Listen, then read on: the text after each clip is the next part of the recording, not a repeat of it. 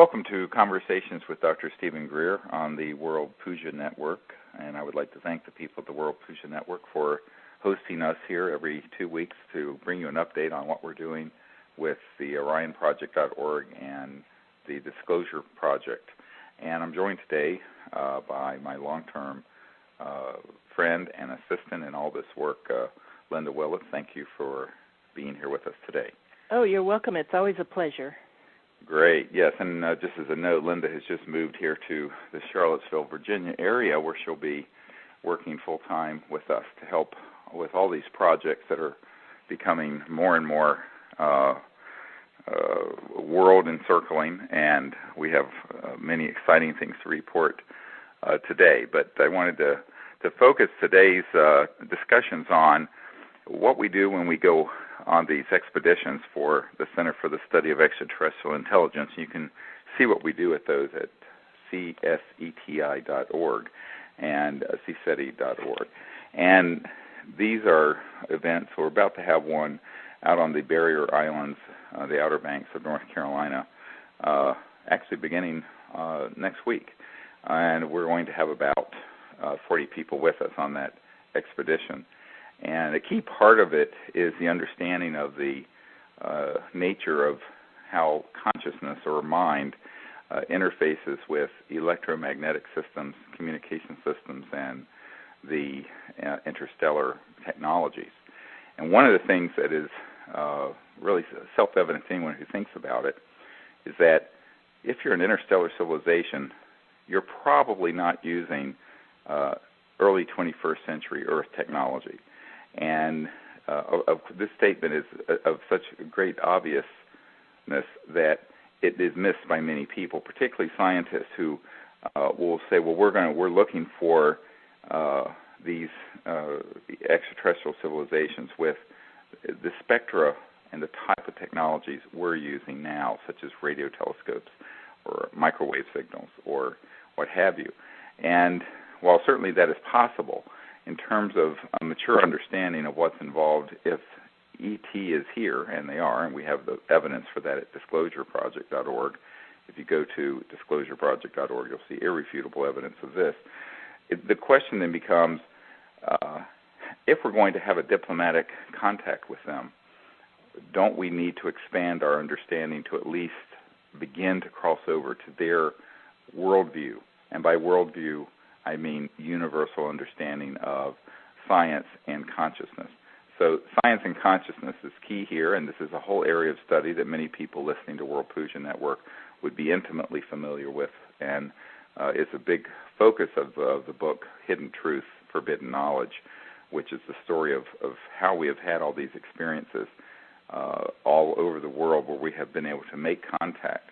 And one of the things that's interesting, back in the 1990s, after I had many years of contact with these ETs, I began to collect stories from around the world where people had what are called close encounters of the fifth kind.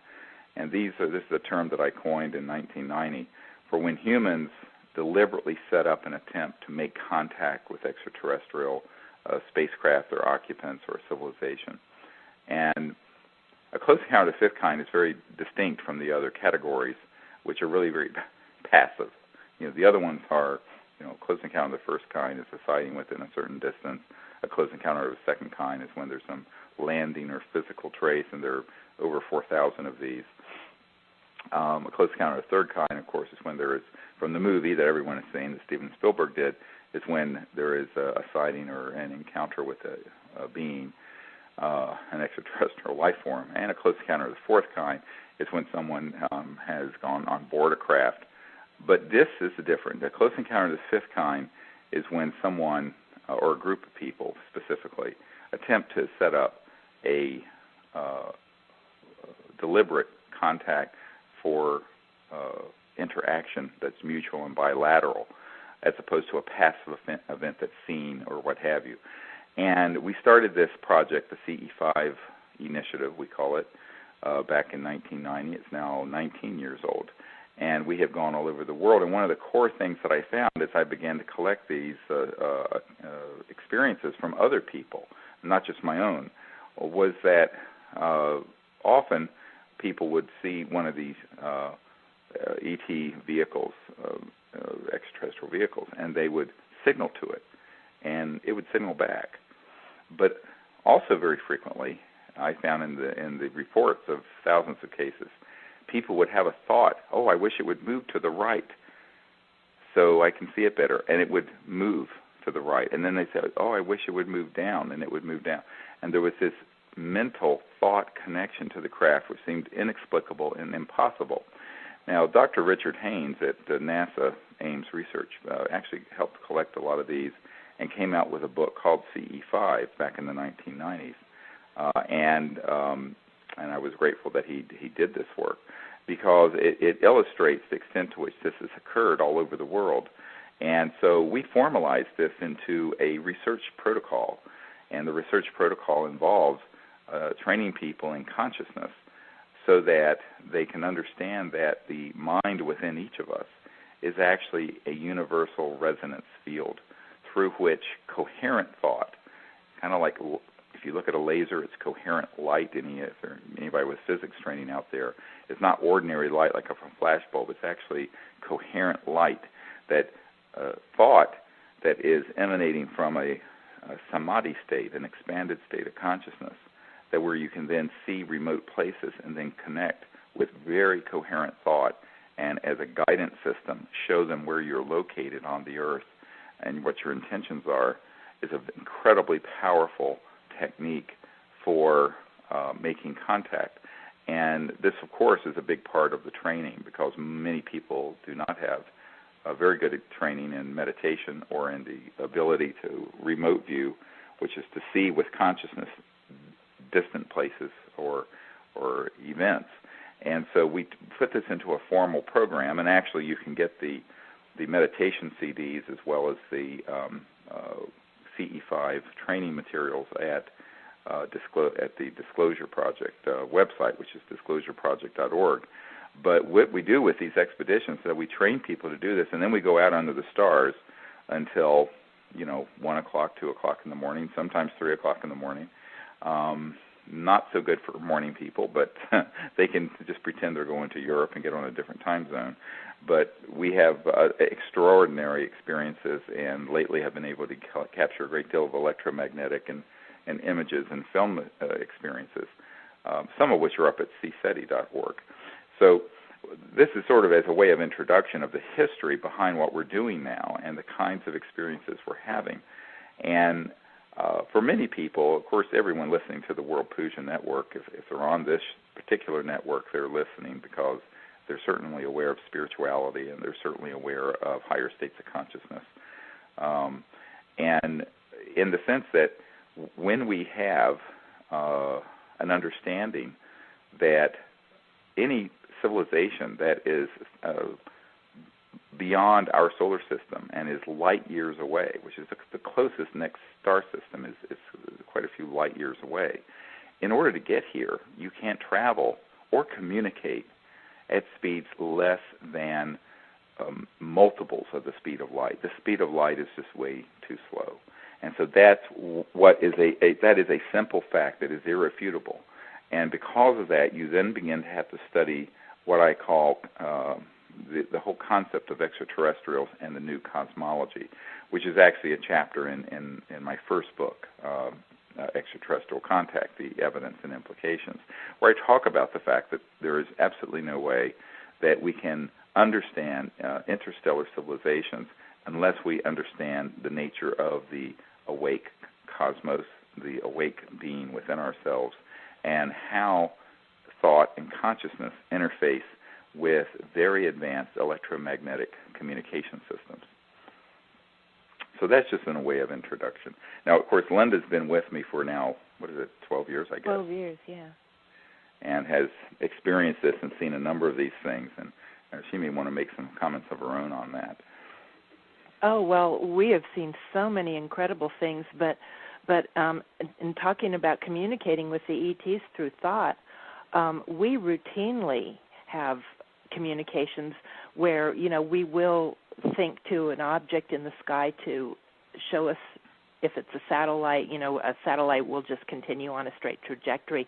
So we'll ask an object to show us if it's an ET craft, to do a zigzag or something, and if it is, they respond. And we've had just so many experiences with communicating with ETs. Some people who are really, really good remote viewers and see things, visualize things very clearly, actually go on board craft and see ET beings on the craft, and this happens quite often with a lot of people. Well, here at our farm in Charlottesville, Virginia, in October, we had over a number of nights an object that set up in the southwest sky. You might recall, Linda. Oh, yeah. And it was signaling with us for an hour or two at a time. And when we would need to take a break, we had a night scope, a fourth-generation night scope hooked to a digital camera on this craft. And as soon as I would say, it's time for us to take a break, it would stop. Right. Now, no natural object or man-made object is going to do that, and it was literally as soon as the words would come out of my mouth. When we would return from a break and we would make circle, and I would say, well, now let's begin again and begin our meditation, it would begin signaling again. It was so tuned into us, yeah. Yeah, it was absolutely unbelievable. And this happened multiple times. So what's interesting about that, of course, is there were 30 or 40 people who saw it, and we filmed it, but that has become the ordinary. What sounds extraordinary to people, I guess, has become the new norm for CSETI. And I think this is what's wonderful, is that I think the evolution of this is such that in order for us to be able to be interstellar people, we're going to have to come to a new norm. And the new norm is one where the preeminent science on Earth will be the study of consciousness and the development of higher states of consciousness, without which it is impossible to entertain being able to have a relationship with these other civilizations who are here and who are urgently wanting us to enter the state of spiritual maturity, the first sign of which, of course, is a peaceful world on this earth, but the second stage of which is a state of enlightenment where people understand that we have got this ability within us, each and every single person on the planet, to be awake, and that within the purity of that awake mind, the samadhi state, the state of nirvana, that every individual can become a universal ambassador. And that's why we call what we're doing ambassadors to the universe, because we are literally training people to be, although it is outside the avenues of the United Nations or the State Department or what have you, or the Foreign Service of another government, it is a global effort. We have people who are on our team now from Malaysia and from Japan and from Russia and from China and Australia and Latin America and all over Europe and every country you can imagine.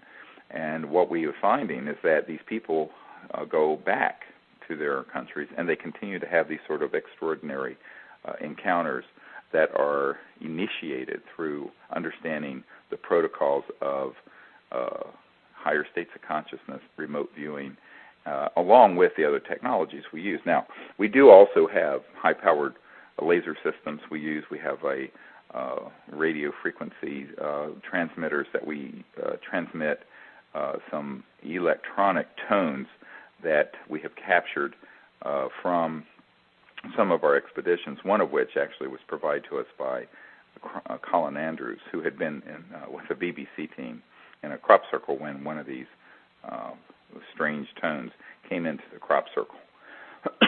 And it was actually such an intense tone that it damaged two of the, back then they were beta cams, and did about $75,000, I'm told, in damage to these cameras.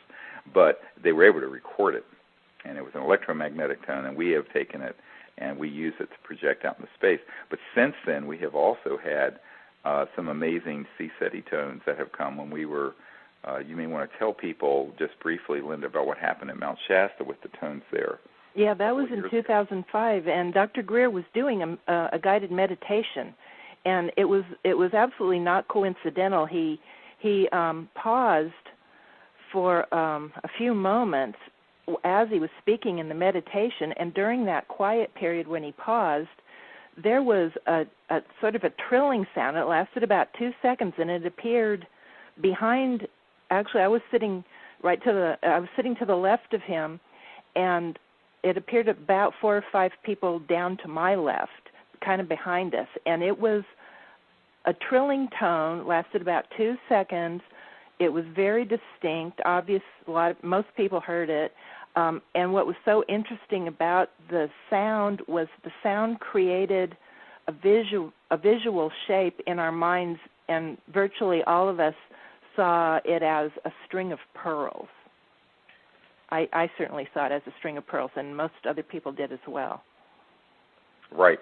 And in fact, virtually everyone there, we had 40 or 50 people there that year, and it was interesting because it was the sound created the form, and this is very Vedic. If you understand the Sanskrit concept, or the Vedic concept of name and form, that actually the shape of something and the form of an object is preceded or has within it a tonality, a pure tonality, and that if you understand that well enough in a deep level of consciousness, you can actually materialize things from consciousness. And there are accounts of enlightened beings who have been able to materialize pieces of fruit or a ring or what have you. And the way that's done is from a deep level of consciousness, to initiate the tonality of that object and the visual of it, which is like the astral component, and then intend and manifest it into three-dimensional space-time. Well, this is very, very close, actually, how interstellar vehicles move through space. They are not going through wormholes, which is one of the popular theories. It's because they are actually resonantly shifting beyond the speed of light into something resembling an astral or etheric energy field. But then within that is a tonality. And so this ship, this was actually an extraterrestrial vehicle, was on site, and everyone heard this very distinct, complex tone, but saw, as clear as someone was putting an image in front of them, this sort of a connections of spheres, several spheres connected together like that, like a string of pearls.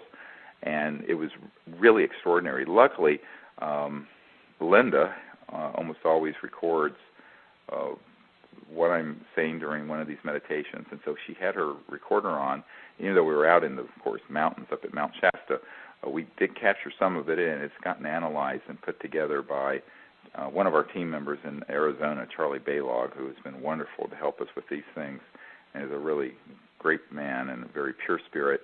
And we now have that, and we are using those as well to transmit back into space. And now, of course, the actual recording of it electronically with a man-made device is a faint, how can I say this? It's a faint shadow, in a sense, of what we experienced, because this was a multi-dimensional tone. It's hard to explain.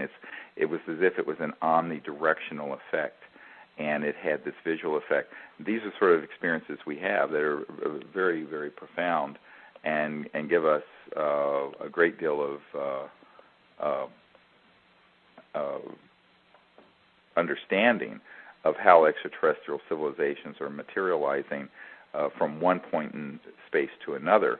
And also that these things almost always happen when the group, even if it's 30 or 40 or 50 people sitting out under the stars, become highly coherent in a deep meditative state and begin to connect to that state, and then we will have these extraordinary things happen. And this is where I say primacy is in consciousness. Primacy of the CE5 awareness, of CE5 initiative, is in the state of samadhi, in the state of pure consciousness. And in that state, then all things are possible. Because these extraterrestrial civilizations, they're looking for that for one simple reason. They know that in order for us to begin at all to understand their paradigm of universality, of transporting and communicating across the vast distances of space, that we're going to have to begin to both experience personally and understand intellectually very thoroughly the interface of awareness and consciousness with the so-called etheric and astral field, but also the material world and our physical bodies and the earth herself.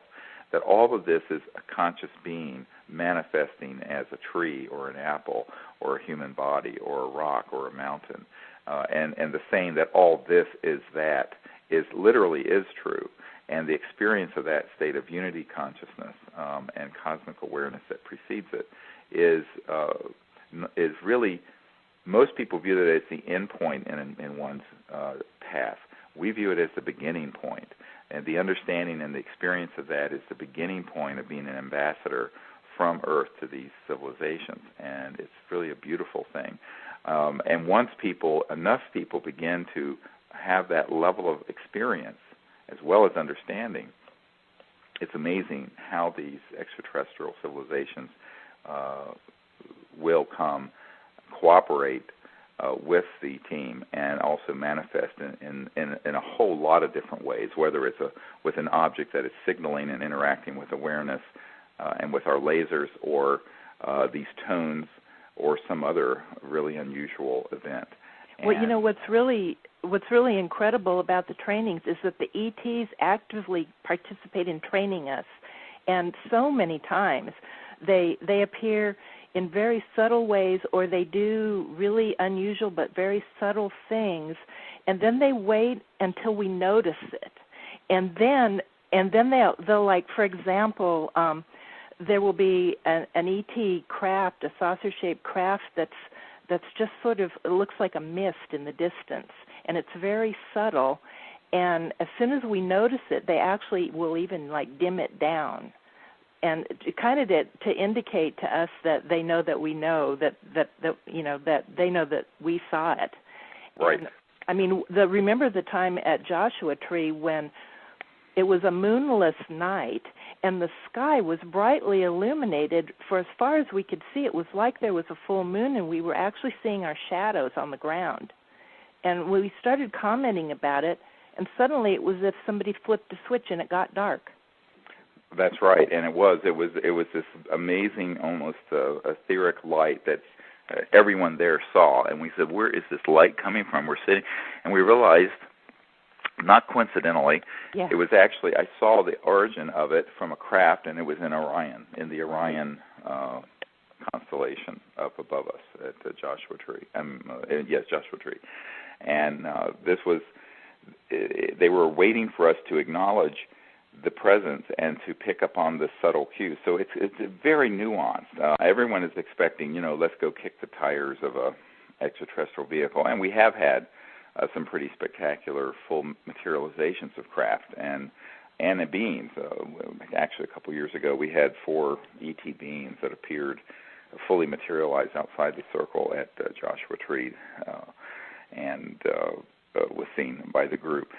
I think that what people have to understand, though, is that there are so many other ways in which communication happens, and all of it is sort of a highly, highly instructive of what they know we need to begin to understand how amazing and wondrous the cosmos is and all the ways that they can manifest around us.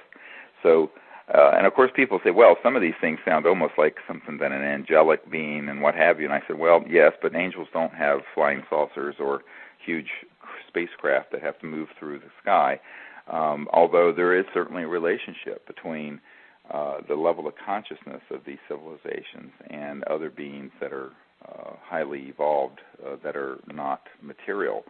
But when we're talking about these extraterrestrial civilizations, every one of them, the least developed amongst them, would still be at a level of very evolved cosmic awareness. And the reason for that is that they cannot even function through space unless that were so. This reminds me of the conversation I had with when I was meeting with the CIA director back in the 90s, Bill Clinton's first CIA director, about this issue.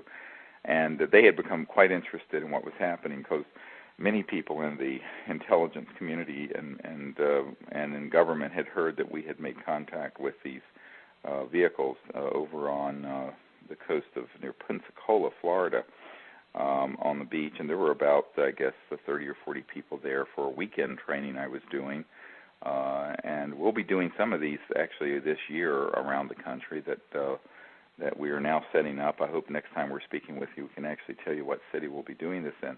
But it was a group of people, and it was just really a day-long sort of workshop and training, because I can't always spend an entire week wherever I go.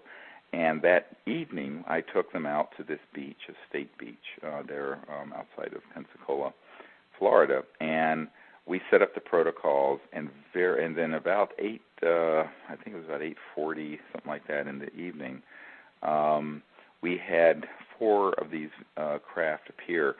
3 of them made a perfect triangle after we signaled with our lights for them to make a triangle, and then they proceeded to signal with us. Now, the part of this that was really extraordinary is that they were bilocating on we were sort of in a parking lot by the beach. They bilocated there astrally, and there were these beings moving around, and there were some women there who actually saw this. It was not like a ghost. It was a little more like a hologram, and they got so completely freaked out, they jumped in their trucks. They were in pickup trucks and raced back to town. It was rather hilarious, I thought.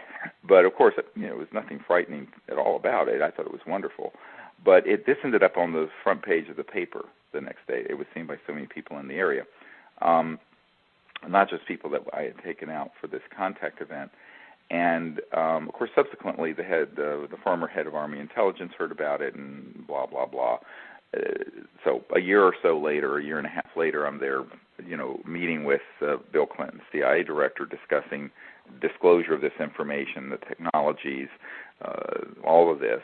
And it was a very policy wonkish meeting. I mean, the cover story was a dinner at this townhome in the D.C. area. And this is very funny because I recount this story in my book, Hidden Truth, Forbidden Knowledge, which you can get at disclosureproject.org. But in it, I talk about how, the CIA director and I and this host was the only one who knew we were having this meeting, and the hostess did not know who was coming to dinner, and nor did the wife of the CIA director know who she would be meeting, meaning me. I mean, she knew she was going to be with her husband somewhere at dinner. So this is, of course, very typical of Washington, the spook world, and the guy who set it up, I just went along with this because that's how he wanted to do it. He wanted to be extremely quiet about it, which is okay.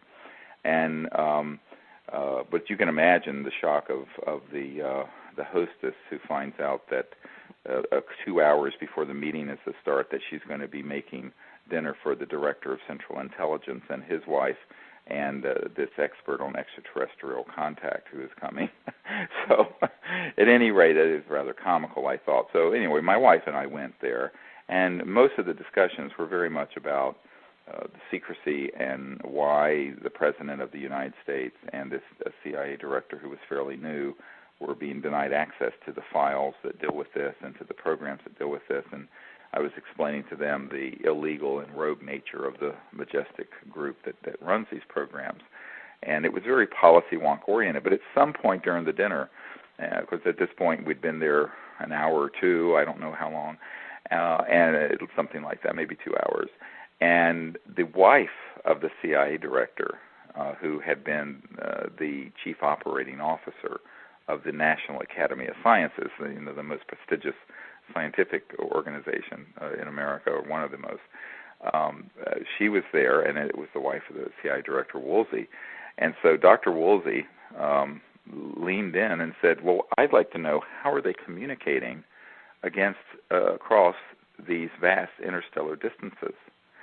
And, of course, she was smart enough to know that and I began to think to myself, oh, boy, do I tell her the truth and lose all credibility as a scientist, or do I tell her something that sounds like something scientific that you would see on the National Geographic Channel by some, quote, UFO expert, and maintain my credibility. And I decided then and there, and this is back, in the early days of these projects, that I was going, if someone had the insight to ask the question, I was going to tell them the truth.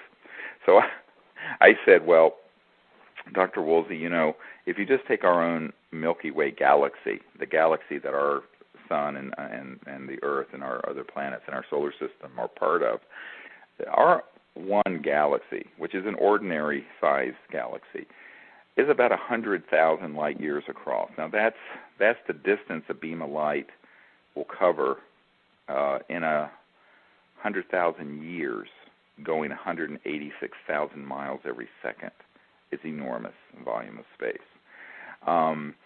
So I said 100,000 light years is our one galaxy.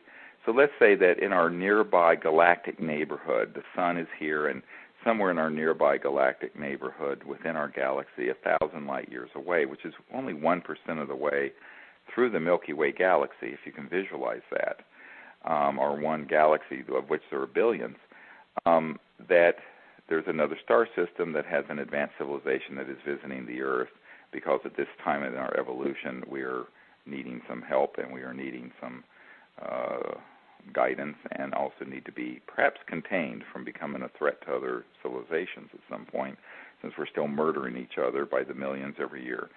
And so here they are, and they're wanting to communicate from their home planet to their spacecraft at the Earth and back. And for them to say, hello, how are you today? And for the spacecraft at the Earth to say, fine, thank you very much. If they were using AT&T or Sprint or a radio signal like the SETI project fantasizes about, that would take 2,000 years. 1,000 years for the signal to get here, 1,000 years for the return. Now, 2,000 years for one simple conversation. It's the time since the birth of Christ, for heaven's sakes. And so I said to her, look, the speed of light is too slow, and when you cross over beyond the speed of light through resonant fields of electromagnetism, you cross into what the mystics used to call the etheric and astral, and also the realm of thought. And so that these civilizations actually have electronic devices, and we've seen these. And I actually know people who worked on them, where we have shot these craft down tragically, and they've worked on these, that have very refined electronics that interface directly with thought, as long as it's from an expanded awareness and coherent. And this is an ordinary, like you and I would use our cell phone to call our mother on Mother's Day next month. This is how they communicate. This is very ordinary. And she looked at me, and this is the wife of the CIA director and the chief operating officer of the National Academy of Sciences. And I didn't know if she was going to just break out in laughter and think it was the most ridiculous thing she ever heard. But no, she leaned in and she said, I thought it had to be something like that. That's great. Wonderful experience. And what that said to me is that even in the most hidebound circles of academia, so long as they don't talk about it in polite company, it's a private conversation, you see, people understand these concepts. This is not such a foreign idea, because people do get the concept that we are being visited, and any intelligent discussion about it immediately brings up this issue of, well, if they're here and they're communicating around the cosmos at multiples of light years away, they cannot be using anything as slow as the speed of light. They have to be using things. And so I developed a concept back in 1991 in a paper that ended up getting picked up by McDonnell Douglas and Boeing and Lockheed and the CIA director and some other folks. And it was talking about technology-assisted consciousness and consciousness-assisted technologies. And the technology-assisted consciousness would be where there is a device that assists the awareness in the transmission of thought or remote viewing and what have you. And a consciousness-assisted technology would be where you would actually interface with a device to cause it to do something. and it flows both ways. And these civilizations that are visiting here have very well developed sciences and technologies that interface with consciousness and thought at that level of precision. And this is what people have to understand. This is the first thing they have to understand when they're going to come out to one of these expeditions, which, you are all invited to do this at some point, or to perhaps come to one of these shorter workshops that we'll be putting up on our website soon. We're working right now to develop those. And that is that there is absolutely no way you're going to be able to understand, if you're just going to sit out and look at the night sky and think that it's going to be like a Boeing 747. It may look like that initially, but what you're dealing with, if it's really not a man-made anti-gravity craft, which they do exist, and we can distinguish this very quickly, if it's actually an extraterrestrial vehicle, get your cosmic boots on, because we're really on for a ride now, my friends, because these civilizations in no way have to come down to the level of 20th century and early 21st century technology, and they don't. And what we find very quickly is that they're expecting us to rise to an understanding of what it is that they have, and this is the first step. It isn't the end of the process, it's the beginning of the process, is to have this understanding and then to be trained in the development of higher states of consciousness and meditation and remote viewing and then remote vectoring. And by remote vectoring, I mean when you are in this expanded state of consciousness, you actually then see where these extraterrestrial vehicles are, lock onto their telecommunication systems that interface with coherent thought and awareness, and image and show them where you're located. So if you're listening in Montana right now, you can do that and vector them in. Now, it isn't as if they're puppets on a string and they don't show up instantly and they don't always show up because of, it's not like they don't have anything else they're doing. But the invitation can be made. And if it's made in a spirit of pure-heartedness, of peace, of universal awareness, you'll be surprised how many times contact will be occurring. So that is what we train people to do. And, of course, when you do this for an entire week, it's really a wonderful experience for a group, and that's what we'll be doing next week out on the beautiful ocean of the Outer Banks, and along with the Atlantic bottlenose dolphins who come alongside us all the time. And we were there the last couple of years, and we've had these big schools of dolphins that come along, and it's just an amazing experience. Unfortunately, that expedition is full. There's no more room in that one, but we'll be doing the same thing in Colorado in June. And we'll go up on the Sacred Mountain of the East at Blanca Peak, and as well as be in the San Luis Valley, where there's a lot. It's called the Mysterious Valley for a reason. There's so many of these things over the years that have happened there. So we take an expedition and training there every year to Colorado, and then we will also be up at Mount Shasta over at the end of August this year. And then we'll be in Joshua Tree, where we've had so many amazing things happen in November.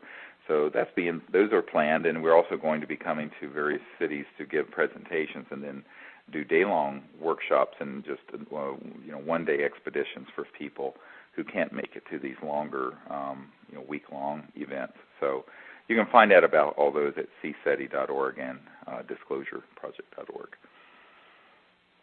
That's right. They're going to be a taste of what we do for a whole week, and we have had great success even in just one night of doing this kind of work with groups.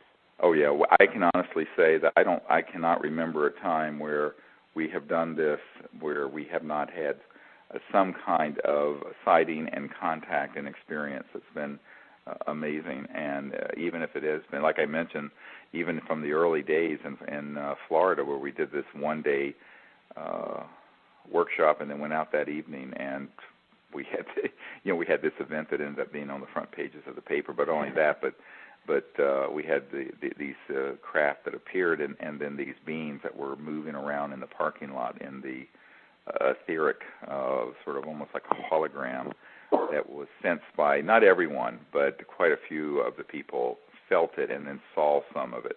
And most of the people were okay with it. There were a couple people who I think were really thought that this was what they call in the UFO subculture, quote, a sky watch, where you just passively watch the sky and see if something happens, and if it does, it's at some distance. This is a big order of magnitude past that, because this is where we're actually inviting them to make contact, and in fact they do. And on virtually every one of these week-long expeditions, we've actually had at least one, if not most of the people in the group at some point physically touched at some point by an ET being that appears very quickly and touches them.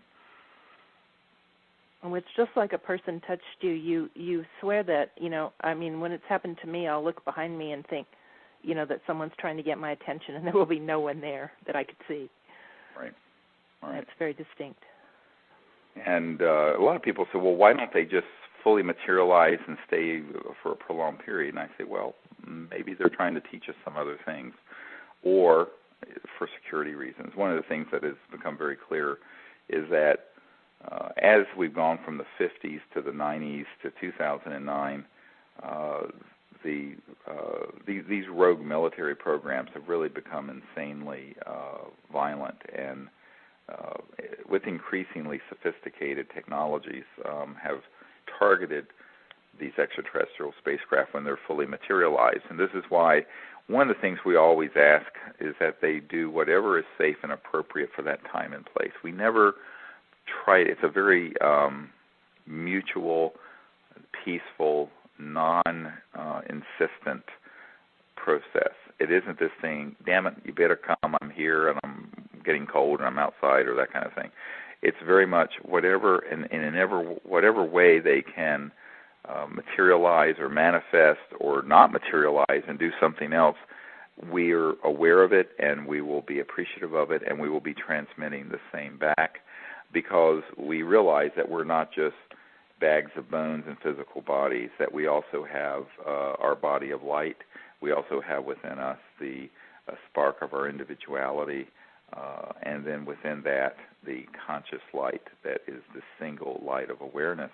And the reason remote viewing works is because we are awake all the time, even when we're sleeping. That seed or essence of the mind is there, and you are omnipresent within that mind. That there is, as Erwin Schrödinger, who was the father of modern particle wave theory and later became quantum mechanics, said back in the early part of the 1900s, he said the total number of minds in the universe is one, and that is, it is a singularity. And this has actually been proven scientifically, and it is a fact. And once you understand that about the nature of the fact that you're an awake being, then you can realize that you are, in fact, always omnipresent. It's a matter of making the mind empty and pure of all of its distractions and going into a deep and silent place within the awareness. And you can then see any place and communicate with any being, as well as see into the future or the past. And although the future is something that is a little less determined because of everything that is happening in the sphere of free will, affects the outcome. And this is why when I tell people, when you get off the timeline of now, not so much for the past is pretty much set. Not always, but pretty much set. But when you're looking into anything off the timeline of now into the future, you can only speak of probable futures if you're going to be honest. And this is why psychics and people like that say XYZ is going to happen on X date. The reason they're almost always wrong is that the fact that they saw that and said that is something that creates a serious problem in terms of it actually being fulfilled in quite that literal way. And that is the actions and thoughts that result from such an observation do affect the event itself. And this is why when you're talking about the future, you have to think of probable futures. But we do that as well. We train people. For example, one of the assignments that I give to people each afternoon and evening is that in dream time and also during the meditation in the afternoon is to go into this deep meditation and then move off of the timeline of the now and to remote view what would happen that night or what's going to be happening that week. so that people begin to get a sense and a feel to prepare themselves. And then we gather in a circle, and we ask everyone to share that without any ego attachment. Just put it out there as if it belongs to everyone once the words are spoken. And it's amazing how many people will start at the beginning of an evening and say, well, I did the meditation and I went into this deep state of consciousness and I saw whatever, a big sphere appearing in the zenith at around 10:30. And sure enough, something like that will in fact happen. So that everyone will see. So what's interesting is that you can do this also to begin to be what I call a seer, where you can see and get the sense of things that are possible into the future. But again, a little bit of humility requires that one speak of it in terms of not a certainty, but it's a possible future or a probable future. And some are more probable than others when you get what I call a hit, this kind of a clear hit. And there's a certain quality to that. And one of the things about this training program for remote viewing and meditation and contact that we do that's very self-reinforcing is that once you do it and you get an accurate perception and then the event happens, it then increases your confidence that it's possible and that you can do it. And with that increased hope and confidence and positivity, it creates a positive feedback loop where you then can do it more and more and more. And this is true of everything in our lives. If you sit around saying, oh, I can't do it, and poor little me, and I can't do this, and I can't do that, well, you're not. You're going to fail at everything you try to do. If the power of positive thinking really is a reality and has been studied, and that if you then begin to have some experience that indicates this is possible, and you give that amount of positive energy to it, in fact, it will be possible. And so this is another part of the dynamic in the training that people have to understand, is that one has to step into this sort of flow of awareness and know that it's possible. And when you know it's possible, it will be. And once it begins to happen, then there's this exponential growth curve that happens because you realize, my God, this is really very simple. And it is. It's an amazingly simple thing to do. And the reason it is, and everyone makes it very complicated, the reason it's very simple is that everyone listening right now is awake. And you can train, and this is what we train people to do, is to be awake and just aware of the awareness, and then deeply aware of the awareness, and then awaken within that silent mind the aspect of the unbounded consciousness that's folded within us, and then begin to see remote places and if necessary, deep space or another planet, and connect to these civilizations, and then turn it around to not just a remote viewing that's passive, but an active vector. And we train people to then actively vector, show how to get from where you're sensing in space you are right into the Earth, right into where the site is that our contact team is operating. And it's a very specific protocol from a very coherent level of thought and deep consciousness.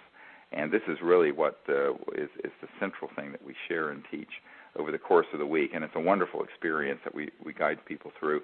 And interestingly, about a year and a half ago, I did one of these up in Canada and in Bromont in Quebec. And some of the people who were there actually took it upon themselves after, and this was just one of these weekend retreats, to try and do this on their own. So they went up to Lac Edouard, which is in the northern Quebec, going north of Montreal, and they immediately had an amazing contact, very material, full craft overhead. And one of the people who was there began to have this amazing effect. He had this sort of a cosmic consciousness experience in contact with one of the beings. And then when he would be in a darkened room, he would see that there was like a star chart of lights on his skin. It was beautiful. And we call him our star guy. And he's quite shy and embarrassed about it. But, if you take him into a dark room and put a black light, you'll see these specific star fields that have appeared on him. It's just amazing the things that are happening. But and this was a group that continued to do this from just a weekend training. And so I tell people that, it isn't as if this is this is the birthright of every human being, to be awake and to be a child of the cosmos. And that's how we need to, if we view ourselves as children of the cosmos and know that we are, then we will be. And that's so much of what this is about. I think one of the keys to this is that most people don't even consider that we have these capabilities, so we don't even think about it. And suddenly when, on these trainings, when it's brought to our knowledge that we can do remote viewing, or that we can train ourselves to see subtle things which would appear to be invisible to most people who aren't trained to look for them, you're just amazed and delighted at these new capabilities that you have. And then it's really empowering when you go forward into life, because you can use these things in your daily life as well. Yeah. Oh, yeah. And in fact, I tell a few stories. Those of you who've gotten Hidden Truth, Forbidden Knowledge, I tell some stories of, being in the emergency department. I'm a trauma doctor, and it has a lot of practical applications. There was a man that came in who had it was flu season, and he came in complaining that he had the flu. And the nurses put him in a regular medical room, and he was, he'd been nauseated and fever and chills and, the usual, how you feel when you have the flu. And I walked into the room, and he had no other neurological complaints at all, but I looked at him, and I thought, I immediately saw or felt, and this is, people say you're like a golden retriever, because golden retrievers are trained to sense things like this. But I looked at this man, and I said, my God, he's got a brain tumor. And I examined him, and he had no findings of a brain tumor, like one pupil bigger than the other, or any neurological deficits or anything. But I know what I knew, and it was a clear remote view. And I turned to the nurse, and I said, I need a CAT scan of the head, CT scan of the head. And the nurse said, well, Dr. Greer, she was from North Carolina, said, Dr. Greer, he's only got the flu. And I said, just do it. Don't, just the nice thing about that is that, if we'd had to go through a HMO or something, it would have been denied. So he went and got the CAT scan. I explained to him and the family, he was a 26-year-old man with 2 children and his wife, and I said, I just want to check something to be sure, and, don't worry. Sure enough, he had this enormous brain tumor, and it was a very bizarre distribution. It wasn't affecting anything neurological, except it had gotten so big that it was, and its distribution, it was pushing the brain stem down through the foramen magnum, the opening where the brain stem is, and it was pressing on the areas of the brain stem and midbrain that control temperature, nausea and vomiting, all of that. So all of his symptoms were from this thing and not from the flu, but it was a very, what we call an occult tumor, very hidden tumor that he had had no symptoms from. Now, it was at a point that if I had just given him flu medicine and sent him home, he very well probably would have had seizures and passed away very shortly. So he emergently we airlifted him, and he went to a specialty location and had neurosurgery, and I kept seeing him for a few years later, and he was doing fine. And I say to people, this neurosurgeon called me up, and he said, why did you even get a CAT scan? With this guy's presentation, I wouldn't have bothered. I would have thought he had the flu or something. And I said, well, I just had a hunch. Because in medical circles, it's not polite to say, or we're at a point in our civilization that's so materialistic that you're not supposed to say, well, gee, I actually saw with my inner vision that this man had a brain tumor. And based on that, I got a CAT scan, and sure enough, it saved his life. But what's interesting is that as I tell this story sometimes to other physicians, I find that a lot of doctors have had those experiences, but our society has beat the heck out of us to the point that people don't feel okay sharing this sort of thing.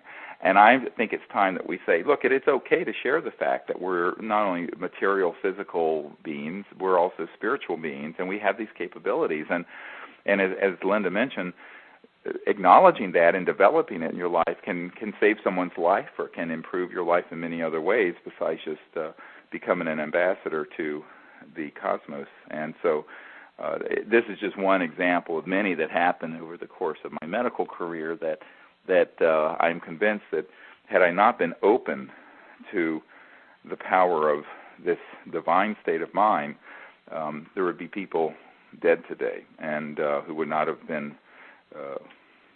able to be saved.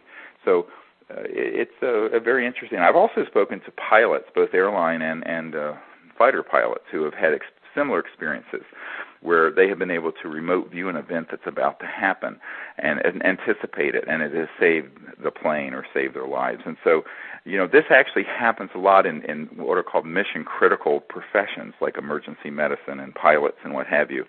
And it's not often talked about, and it's a shame that our society doesn't, because this is a whole aspect of ourselves that is really, really important to take out, to let come out and develop, that we have suppressed, that our society, our educational system and everything has really made it so it's not okay to talk about these things, and we need to make it okay again. And when we're talking about communicating with these civilizations who are interstellar, if they're advanced, my friends, enough to go through interstellar distances at multiples of the speed of light, believe me, this is their normal overall paradigm. This is their new norm. And so my suggestion is that this should be our new norm, is owning cosmic awareness and the ability to be a seer and to remote view and to make contact and to create universal peace on this planet, because this is the time for it. That's right. It's starting to happen.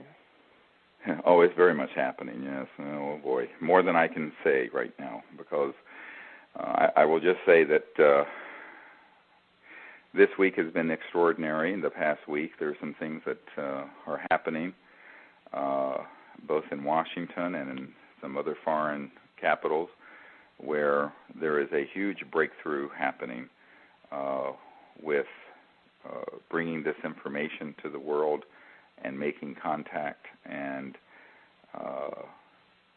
the world is really going to go through an amazing transformation over the next coming months and few years. So we need all of your prayers for that, and we appreciate it. And also the OrionProject.org has some scientists we're working with now that hold great promise, a number of teams, not just one, about 4 teams of people. And we have to keep this in hope and prayer that one of them will emerge through soon with the technology, so that we can begin a new civilization and lift the burden from Gaia, from the Earth, that we have placed on her. Because one of the reasons the ETs have taken such a strong interest in the Earth since World War II is that they know how much the nuclear weapons and the radiation and the chemicals and the pollution from the way we derive energy from coal and oil is damaging the nervous system and the water and the circulatory system and everything of this beautiful planet. And, this planet is here to be the womb of the evolution of intelligent life into God consciousness for hundreds of thousands of years. And it's really not nice that the generation currently living on this planet is damaging so much of the Earth and using up so much of the Earth so unwisely. So it's really important that we, in compassion, develop these sciences and have the courage to stand up against the petro-Nazis to allow these new sciences out to benefit the world. And we can do this in a nonviolent way, the way Gandhi did, and we must do it, not only to make contact peacefully, but to let the truth be known about the way that Earth and humanity can live harmoniously together for hundreds of thousands of years in a high-tech society. And this is really what both the Disclosure Project and CSETI and the OrionProject.org are all about. And it's all part and parcel of an initiative. And I want to thank everyone at the World Puja Network for having supported us all these for the last year or so, because we have been making great progress. And without your support and interest, it would not have been possible. And I also would like to thank Linda Willitts, who has spent 12 years of dedicated service helping us do this. She's been there in thick and thin and through all kinds of things. And thank you, Linda, for all of your help. Oh, you're absolutely welcome. Well, I think this wraps it up for this hour. I'd like to thank the folks at the World Puja Network for hosting us. You've been listening to Conversations with Dr. Stephen Greer, and we'll be with you again in a couple of weeks for some updates on the Orion Project's technology teams and their development. And until then, stay centered and be in cosmic awareness, and know that our time of universal peace on Earth is arriving. Thank you, and God bless.